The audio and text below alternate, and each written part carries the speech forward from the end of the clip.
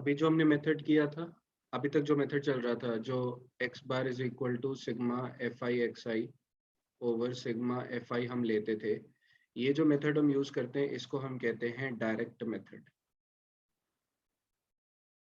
कहीं नाम नोट कर लो, जहाँ फॉर्मूला नोट किया था वहां पे भी चाहो तो नोट कर सकते हो, इसको कहते हैं डायरेक्ट मेथड। अब जो हम मेथड यूज करने वाले हैं उसको कहते हैं हम assumed mean method.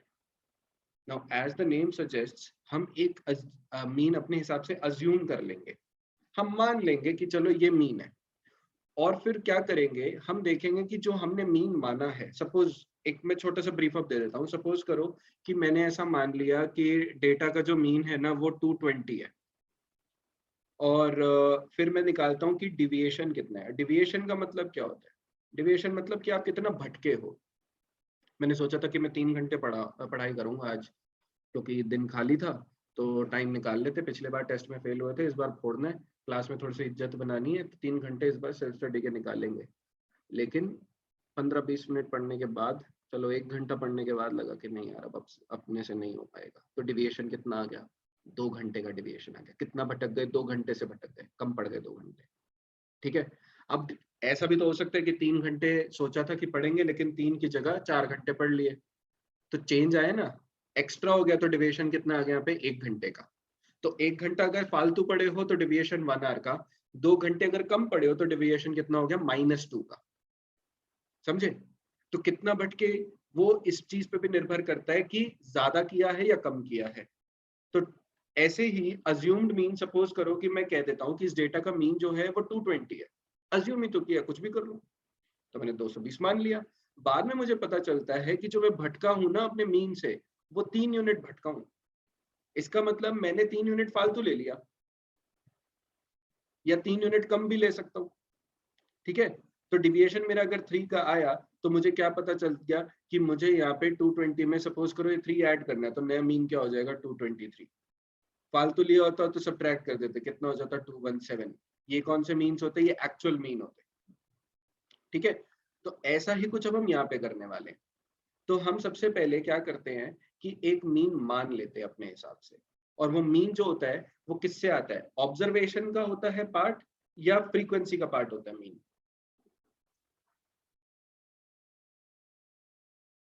Sir frequency. Observation.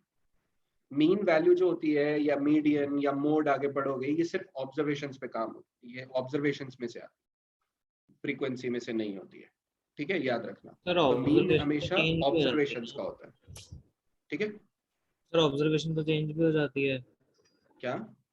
Observation जैसे हमने जो ग्रुप वाले किए हैं, जिसमें मतलब जो अनग्रुप वाले किए थे, उसके अंदर हमने ऑब्जर्वेशन चेंज भी तो करी थी, जिसमें मतलब गैप्स होते थे। ऑब्जर्वेशन कहाँ चेंज करी थी हमने उसमें? सर हमने किया था ना, जैसे इसमें जैसे 100 to 150, फिर होता अगर वो तो तुम वन कंटिन्यूटी फिफ्टी की बात कर रहे हो ना। 151 to 201, तो उसके अंदर हाँ फिर हाँ, वो कंटिन्यूटी की बात कर रहे हैं। हाँ, उसका क्या क्या पूछना चाह रहे हो उससे? तो सर उसमें ऑब्जर्वेशन चेंज तो करते ही हैं। वो तो फर्क ही नहीं पड़ता वैसे भी। जैसे वो मैंगोज वाला किया था, अब 52 से स्टार्ट हो रहा था, तो आई थिंक 52 या 53 से स्टार्ट हो रहा था, जो भी है। मान लो 53 से स्टार्ट हो रहा होता और पहला वाला 52 पे खत्म हो रहा होता, या 51 पे खत्म हो रहा होता, तो 52 मैंगोज वाली तो ऑब्जर्वेशन वैसे भी नहीं होती ना, तो उसको ऐड कर लो और या हटा लो, क्या फर्क। मेरा कहने का मतलब है, जो आपका मीन का आंसर आएगा ना, वो इस रेंज में से आएगा, मतलब वो 100 से 350 के बीच में फॉल करेगा, ऑब्जर्वेशन में से आएगा आंसर, ये कहना चाह रहा हूँ बस मैं। ठीक है। ओके। तो जब हम अज्यूम मीन मेथड करते हैं तो हम 5 कॉलम्स बनाते हैं। पहला कॉलम ऑब्जर्वेशंस का, और ग्रुप्ड है तो ऑब्वियसली दूसरा कॉलम किसका होगा? क्लास मार्क का। तीसरा कॉलम फ्रीक्वेंसी का आएगा। डायरेक्ट मेथड में चौथा कॉलम जो होता था वो किसका आता था? सीधा एफ आई एक्स आई का आता था, लेकिन यहाँ पे आएगा F i d I, but वो पांचवा होगा। तो फोर्थ एफ आई एक्स आई बनाने, एफ आई एक्स आई नहीं बनाना, फोर्थ हमें बनाना होगा डिविएशन, जिसका ये फॉर्मूला होता है, जहां एक्स आई क्या है? उस क्लास का क्लास मार्क, और ए क्या होता है? Assumed mean. अभी करेंगे तो समझ में आएगा। फिर उसके बाद एक फिफ्थ कॉलम बनता है, तब जाके क्या आएगा? एफ आई डी आई आएगा। ठीक है। फिर इसके बाद इसका फॉर्मूला भी और बताएंगे। तो पहले जरा इसको कंप्लीट कर लेते हैं। 100 से 150 वाले का क्लास मार्क हुआ कितना? 250/2 मतलब 125।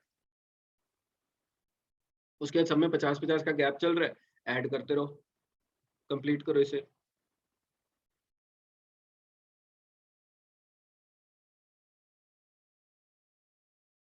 ये आपका सारा xi आ जाएगा, ठीक है। इसके बाद हम एक वैल्यू लेते हैं, ज्यादातर बीच की वैल्यू लेते हैं बिल्कुल, और हम कहते हैं कि यही मीन है। अच्छा, तो कौन हो सकता है मीन यहाँ पे? तो हमने बोल दिया कि जो मीन है ना वो 225 है। कोई इशू किसी को?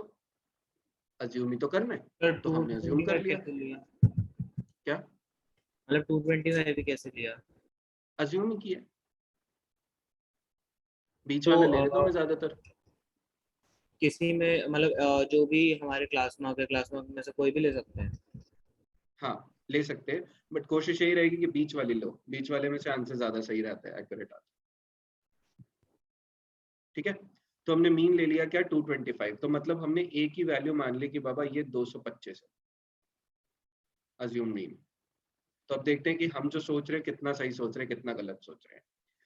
ये एफ आई लिखा हुआ है। उसके बाद अब डी आई को फिल करते हैं। डिविएशन का मतलब कितना डिफरेंट है आपका ऑब्जर्वेशन अज्यूम्ड मीन से। अब जो भी आपका इस केस में जो ऑब्जर्वेशन चल रहा है वो क्लास मार्क मतलब 125 है, और 125 जो है वो 225 से कितना अलग है वो देख लेते हैं। कैसे आता है डी आई, एक्स आई मतलब 125 माइनस अज्यूम्ड मीन यानी 225 करके। तो 125 माइनस 225 करोगे तो आंसर कितना आएगा आपका, -100। 900। ठीक है, एक बार और समझ लेते हैं। अब मेरे को देखना है कि इस ऑब्जर्वेशन का डिविएशन कितना है। तो डिविएशन कैसे आता है, ऑब्जर्वेशन का क्लास मार्क मतलब 175 माइनस अज्यूम्ड मीन यानी 225। तो इसको करोगे तो आंसर कितना आएगा, -50। अब 225 is the new value of x i, और 225 ही ए है। अब हमने मीन माना है कि 225 है, और ऑब्जर्वेशन भी अब हम कौन सी लेके चल रहे हैं, 225, तो सेम ही तो है, तो कोई डिविएशन नहीं होगा यहाँ पे। कितनी आएगी, 0। उसके बाद 275 अगली ऑब्जर्वेशन एक्स आई की वैल्यू होगी, माइनस 225 कितना आएगा, 50। और फिर कितना आएगा, 100। 325 माइनस 225। यहाँ तक कोई कुछ पूछना चाहता है? सर अगर हमारे क्लास मार्क्स मतलब जैसे अगर हमारे पास 5 क्लास मार्क हैं और अगर हमारे पास 6 होते तो हम बीच वाला कैसे लेते हैं? तो चाहे मतलब एक और होती ना फिर इस केस में, तो चाहे ये वाला ले लेते, चाहे ये वाला ले लेते, जो आपका मन करे। 2 मिड वैल्यूज होगी उसमें, ठीक है।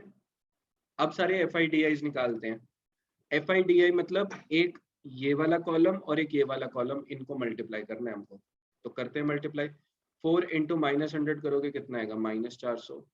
5 इंटू -50 करोगे कितना आएगा, -250। 12 इंटू 0 करोगे आंसर कितना आएगा, 0। 2 इंटू 50 करोगे आंसर आया 100। 2 इंटू 100 करोगे 200 आ गया। क्या कोई कुछ पूछना चाहता है यहाँ तक? नहीं, चलो उसके बाद हम फाइनल एडिशंस कर लेते हैं। तो अब फॉर्मूला क्या होता है, डायरेक्ट मेथड में तो फॉर्मूला होता था sigma f i x i upon sigma f i. इसमें होता है x bar is equal to हमारा अज्यूम्ड मीन प्लस जो कम रह गया यानी डिविएशन जो थी, मतलब sigma f i d i over sigma f i. ध्यान से देखो, सब लोग स्क्रीन की तरफ देखो। ये आपका हर क्लास का डिविएशन है, ये जो मैं एनसर्कल कर रहा हूँ ये एवरी क्लास का डिविएशन है। तो टोटल डिविएशन जो है ओवरऑल वो कैसे आएगी, अब देखो, अगर एक हाउस होल्ड जिसका डेली एक्सपेंस 125 रुपीज था, उस हाउस होल्ड का डिविएशन जो है मीन से -100 का आ रहा है, तो 4 हाउस होल्ड का कितना आएगा, -400 का आएगा। तभी तो ये चीज करी है।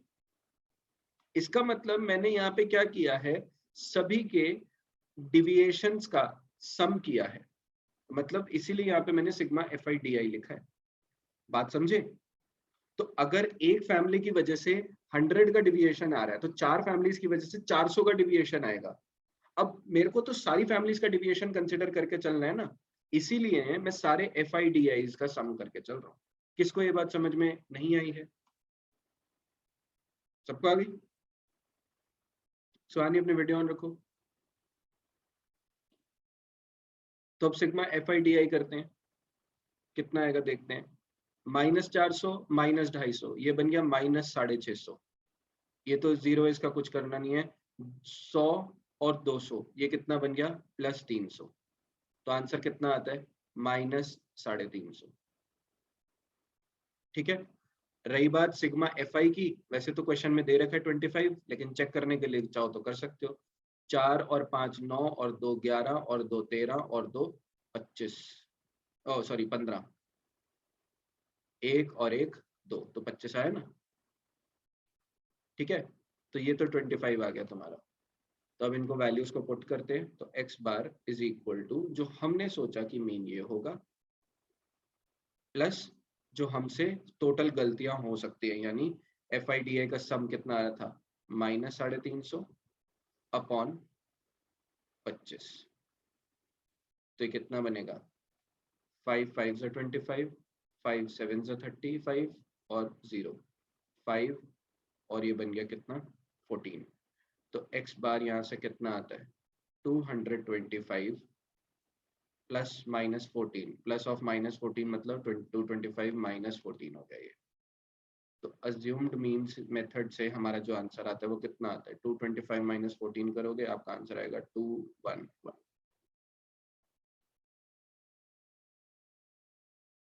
अब फाइनल आंसर है क्योंकि, तो आपको ये रुपीस में देना पड़ेगा। तो ₹211 इज द रिक्वायर्ड आंसर। हाँ जी, समझ में आया? किसी को कोई डाउट? नहीं? इसको मैच भी करना जरा।